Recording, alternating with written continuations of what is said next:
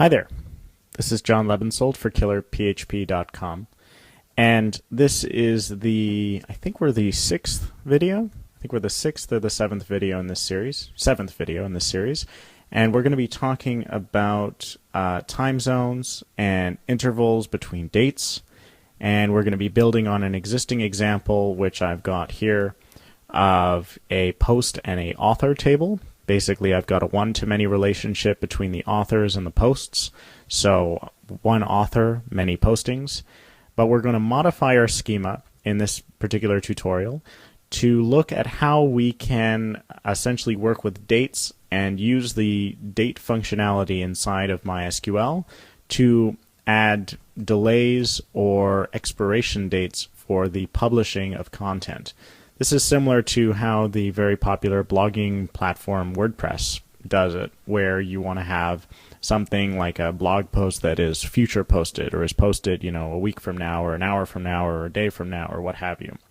The same thing can be done very easily just by performing a couple of neat MySQL tricks.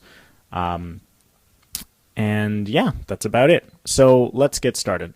The first thing I want to do is I'm going to select this part of my last tutorial video, and I'm going to create a new file, paste it in, hit save, and this time I'm going to call this timestamps and timing.sql.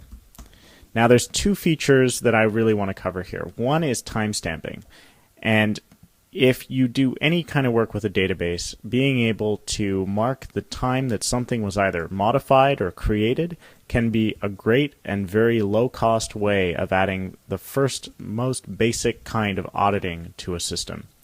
And MySQL has some primitive features that can be helpful. If you need more advanced features, then a tool like Doctrine can definitely facilitate that.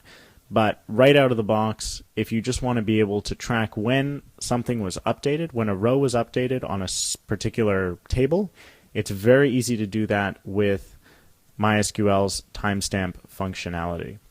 So let's start adding that. We've got two tables here. We've got an author table and we've got a post table. I'm just going to move the information in the author table down here. We'll just keep all our insert statements together for now. And after the author ID, or actually before the author ID, I want to add some new columns. The first column that I'm going to be adding is a publish date. And that's going to be of type date_time.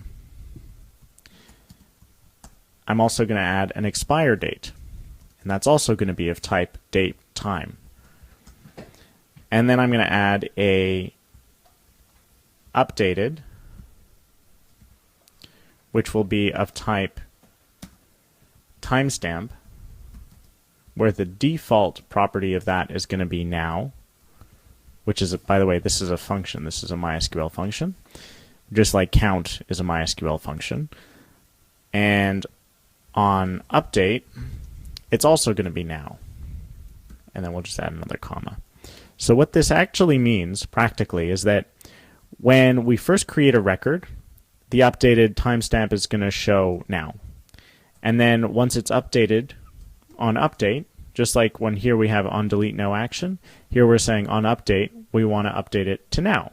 And now being the relative time that the database performed the update. To better illustrate this, I'm going to add some sleep statements in between my various posts. So I'm going to say sleep, or it's actually select sleep. And I'm just going to sleep for 2 seconds here. And I'm going to sleep for 1 second here. And I'm going to sleep for 1 second here. Let's see what happens. So if I go back to my terminal here and I just paste all this in, it's going to take a little longer. You'll see that we're running these sleep statements. But now if I do a select star from post, watch what happens.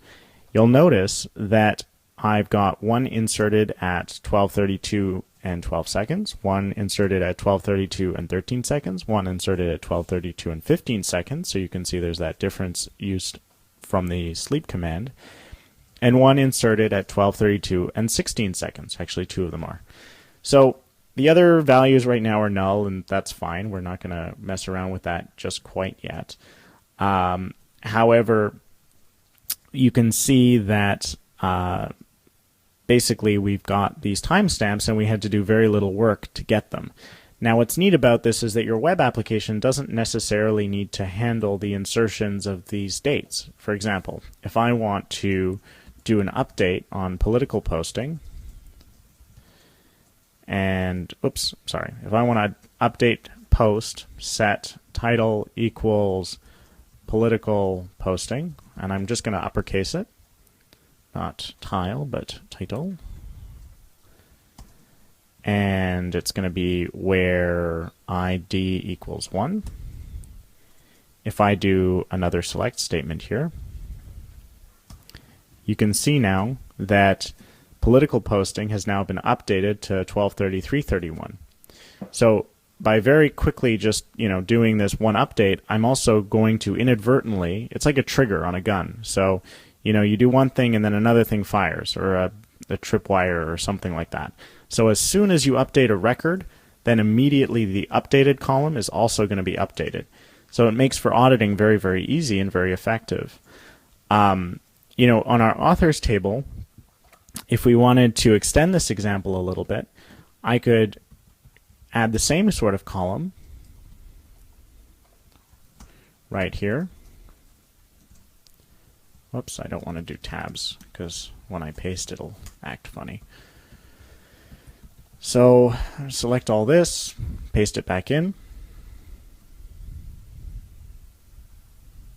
Now if I do a select star from author, I'm going to have the various authors and when they were inserted into the database. Now actually let's just add some sleep statements so again we can see what's really happening. And to better illustrate my point, I'm actually going to change the IDs so they're in the reverse order. So 3, 2, and 1, or 3, 1, and 2, better yet. Run this again. Sleep just tells MySQL to take a break and waste some CPU cycles on your behalf. So if we do select star from author, now we're going to get various insertion dates, right? So actually they're out of order when you just do your regular select star from author.